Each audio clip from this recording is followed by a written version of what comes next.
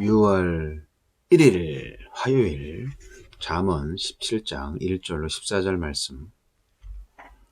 마른 떡 한 조각만 있고도 화목하는 것이 제육이 집에 가득하고도 다투는 것보다 나으니라. 슬기로운 종은 부끄러운 짓을 하는 주인의 아들을 다스리겠고 또 형제들 중에서 유업을 나누어 얻으리라. 도가니는 은을, 풀무는 금을 연단하거니와 여호와는 마음을 연단하시느니라. 악을 행하는 자는 사악한 입술이 하는 말을 잘 듣고 거짓말을 하는 자는 악한 혀가 하는 말에 귀를 기울이느니라. 가난한 자를 조롱하는 자는 그를 지으신 주를 멸시하는 자요, 사람의 재앙을 기뻐하는 자는 형벌을 면하지 못할 자니라. 손자는 노인의 면류관이요 아비는 자식의 영환이라. 지나친 말을 하는 것도 미련한 자에게 합당하지 아니하거든 하물며 거짓말을 하는 것이 존귀한 자에게 합당하겠느냐. 뇌물은 그 임자가 보기에 보석 같은즉 그가 어디로 향하든지 형통하게 하느니라. 허물을 덮어주는 자는 사랑을 구하는 자요 그것을 거듭 말하는 자는 친한 벗을 이간하는 자니라. 한마디 말로 총명한 자에게 충고하는 것이 매 100대로 미련한 자를 때리는 것보다 더욱 깊이 박히느니라. 악한 자는 반역만 힘쓰나니 그러므로 그에게 잔인한 사자가 보냄을 받으리라. 차라리 새끼 빼앗긴 암곰을 만날지언정 미련한 일을 행하는 미련한 자를 만나지 말 것이니라. 누구든지 악으로 선을 갚으면 악이 그 집을 떠나지 아니하리라. 다투는 시작은 둑에서 물이 새는 것 같은즉 싸움이 일어나기 전에 시비를 그칠 것이니라. 무엇이 더 나은 삶인가? 본문은 좋은 예와 나쁜 예의 비교 잠언으로 지혜로운 삶을 보여줍니다. 특히 미련한 자의 어떠함을 극명하게 드러내므로 그와 다른 삶을 살아야 할 것을 요청합니다. 하나님은 어떤 분입니까? 사람의 마음을 단련하셔서 죄를 제거하도록 도와주십니다. 뜨거운 열에 담금질을 거듭하는 과정에서 귀금속이 만들어지는 것처럼 사람도 절망의 시면을 거치면서 더 성숙한 인격으로 새로워집니다. 견딜 수 없는 시련의 시간들을 지나야 할 때는 하나님이 내게 무엇을 버리게 하시고 또 무엇을 붙잡게 하시는지 깊이 생각할 수 있는 기회이기도 합니다. 가난한 자들이 받는 조롱 속에서 같이 멸시받으시는 하나님, 가난한 자들 또한 하나님의 형상이기 때문입니다. 그러니 사람을 대할 때 누구든지 지위의 높낮이나 소유의 많고 적음에 따라 차별하지 말고 그의 얼굴에서 하나님의 모습을 볼 수 있어야 합니다. 우리에게 주시는 교훈은 무엇입니까? 하루에 현미 4홉과 된장과 채소를 조금 먹으면서도 넉넉히 행복한 삶이 있는가 하면 연일 풍성한 식탁 앞에서도 다툼이 끊이지 않는 삶이 있습니다. 특히 제육이 집에 가득하고도 다투는 것은 희생제사를 드리는 종교 생활에는 열심이지만 사람들과의 관계에서 화목하지 못한 모습입니다. 소유가 적어도 같이 나누며 화목한 삶이 참 예배임을 배웁니다. 태생적인 환경과 관계없이 슬기로운 사람이 약속의 유업을 받아 누립니다. 고용인 자리에서 고용주의 집안을 경영하는 지혜로운 사람이 있습니다. 슬기로운 사람은 형편과 처지에 매여 일하기보다 무슨 일을 하든지 하느님의 자녀라는 신분으로 임하려고 노력합니다. 슬기로운 언어 생활을 훈련해야 합니다. 그러려면 말이 태어나는 마음부터 잘 가꿔야 합니다. 좋은 나무가 좋은 열매를 맺고 나쁜 나무가 나쁜 열매를 맺는 법입니다. 악한 사람은 쉽게 거짓말, 중상, 험담에 재빨리 귀를 기울이며 이런저런 음모론에 마음을 빼앗깁니다. 말들의 싸움 속에서 말씀의 뿌리를 내리고 평강하고 평강하기를 소원합니다. 인생을 살면서 절대 만나지 말아야 할 사람이 있습니다. 지혜로운 충고에도 아랑곳하지 않고 악을 일삼는 사람입니다. 그는 생명을 위협하는 곰보다 더 위험합니다. 들을 귀가 막혀서 자기 말만 하는 사람과는 함께하지 말아야 합니다. 주여, 오늘도 무엇이 더 나은 모습인지 가르쳐 주시는 이 말씀을 따라 걸어가게 하소서. 무엇이 더 나은 삶인가? 당연히 지혜로운 말씀을 따르는 자의 삶이 나은 삶이죠. 6월의 첫째 날입니다. 뭐 여러 가지 말씀이 다 섞여 있죠. 오늘 말씀은 미련한 가정의 모습을 오늘 본문을 통해서 볼 수가 있는데, 가진 것이 많아도 지혜가 없으면 미련한 가정이 되는 것입니다. 서로 자기 탐욕이 일치할 때는 불의한 일에 의기투합하기도 합니다만, 욕망이 충돌할 때는 가족이고 뭐고 없이 그냥 다투게 됩니다. 돈 없는 부모는 부모 대접을 받지 못하고, 부모의 기대와 욕망을 채워주지 못하는 자식은 존중을 받지 못합니다. 하지만 서로 안갚음을 당할 것입니다. 그러니까 종교생활은 잘하는데 실제로 하나님을 경외하는 마음은 없다. 그것만큼 불쌍한 것은 없는 것 같습니다.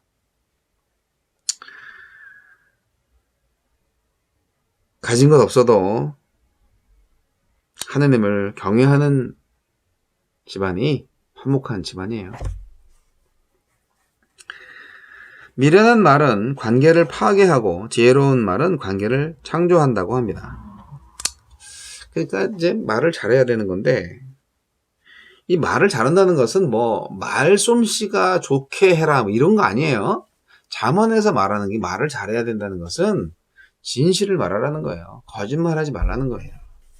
이간질로 사람들 사이에서 상처를 내는 아주 나쁜 짓을 하는 미련한 자의 대열에 서지 말아라.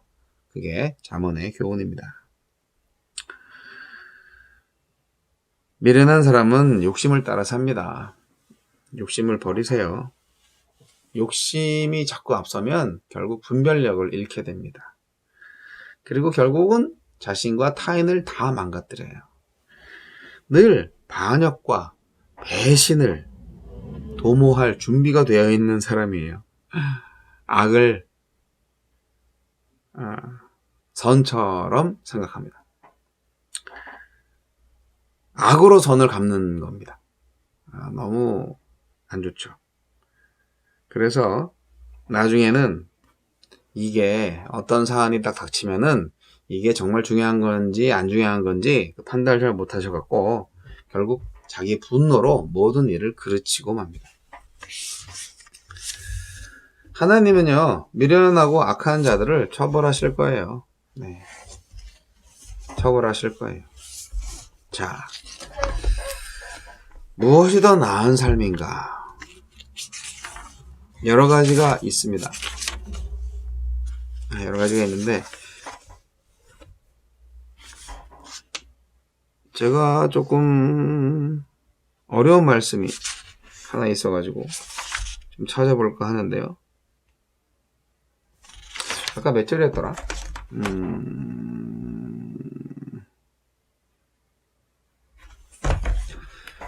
8절의 말씀이, 자, 8절 말씀이 저는 이해가 안 돼서 여기만 잠깐 볼게요. 뇌물은 임자의 보기에 보석 같은즉 어디로 향하든지 형통케 하느니라. 이 뇌물이 뭐냐? 자발적으로 드리는 선물이 아니라 사욕을 추구하기 위해서 드리는 선물이죠. 뭐 보석은 뭐 그냥 아주 매력적인 돌을 의미하고. 그러니까 이게 뇌물이요. 뇌물을 받는 자의 마음 문을 열리게 하고요. 공정한 판단력을 둔화시켜서 주는 자에 대해서, 뇌물을 주는 자에 대해서 무작정 호의를 베풀게 해가지고 결국 일을 그르치죠. 그리고 주는 자의 사욕을 정당화 시켜줍니다. 뇌물이 아주 나쁜 겁니다. 근데 이제 형통한다는 말을 쓰니까 괜히 좋은 것처럼 보이는데요. 악을 행하기에 형통한다는 얘기겠죠. 네. 여하튼 저는 사랑하는 친구, 끝없는 사랑을 베푸는 친구가 돼주고 싶습니다. 우리가 인생을 살면서 힘들고 어려울 때를 반드시 당하게 돼 있어요. 근데 그럴 때 정말 나에게 도움이 되는 사람이 누구일까? 오늘 잠언 17장은요, 삶을 살면서 직접 실천하는 지혜에 대해서 말씀하고 있습니다. 참된 지혜는요, 반드시 선한 열매를 거두게 되어 있습니다. 여러분, 참된 가치를 추구하세요. 슬기로움을 추구하는 것, 사랑하기를 애쓰는 것, 그리고 신중하게 말하는 것, 그리고 명철함, 이 모든 것들이 지혜의 특성입니다.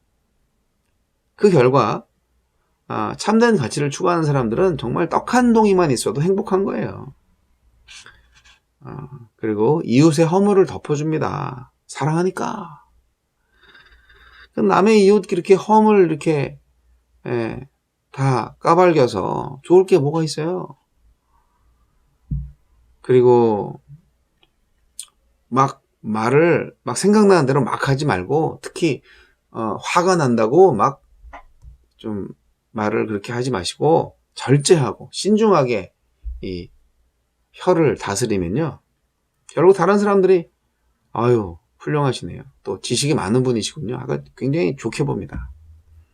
그렇기 때문에 우리가 이렇게 말을 신중하게 하고 이런 것들이 습관이 되면 결국 이것이 인격으로 바뀌는 거예요. 아유 참 성품이 아주 좋으시네요, 그런 말을 들을 수 있는 거죠. 사랑하는 성도 여러분, 지혜는요, 삶의 현장 가운데에서 여러 가지 사건이 막 생길 때 올바른 분별력을 제공해 줍니다. 지혜는요, 형이상학적인 게 절대 아니에요. 또 피상적이고 추상적인 영역에 있는 게 아니에요. 이거는 정말 삶을 그대로, 삶 속에서 그대로 실천할 수 있는 그런 것이 진짜 지혜예요. 재물에 대해서, 또 언어에 대해서 어떻게 우리가 생활해야 되는가를 오늘 본문 말씀 분명히 말해주고 있습니다.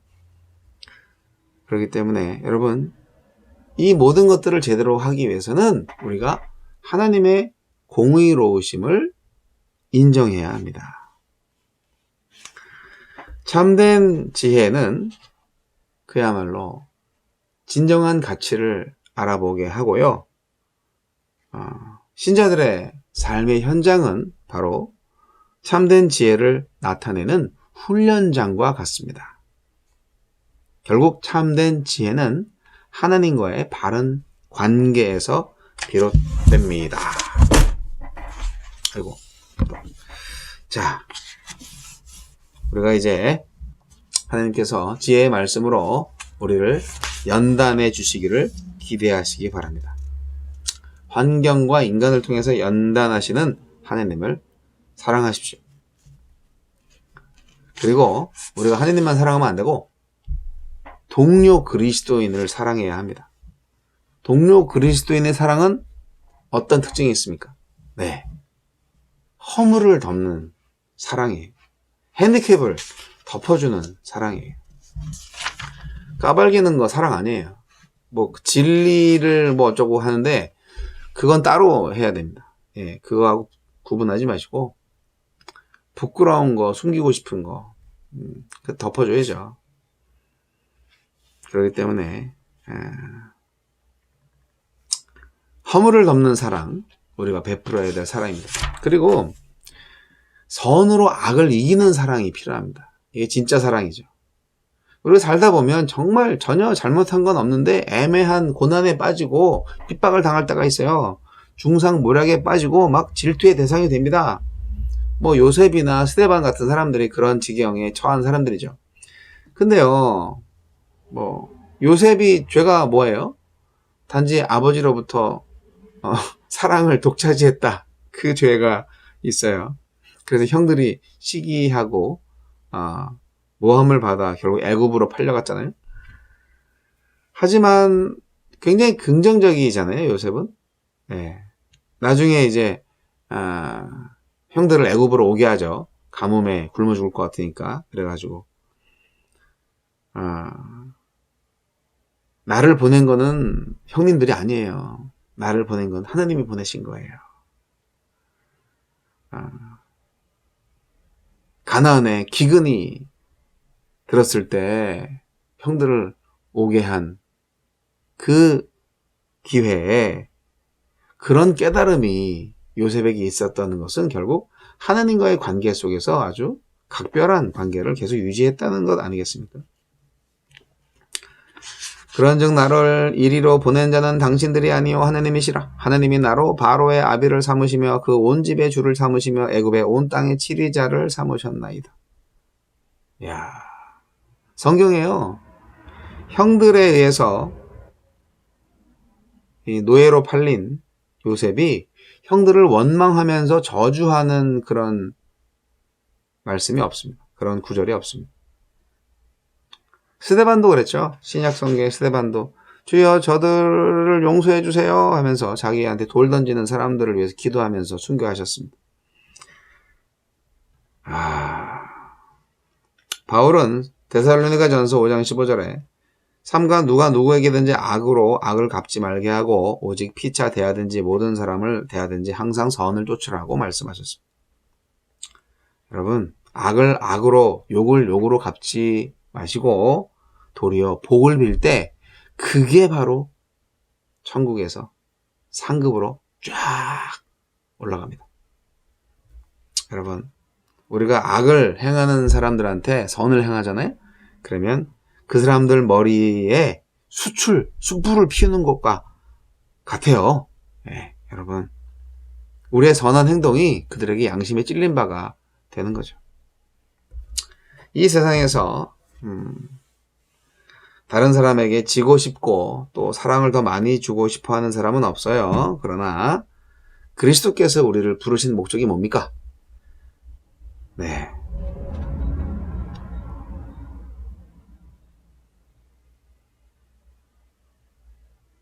더 많이 주고요. 상대방의 짐을 더 많이 지는 것.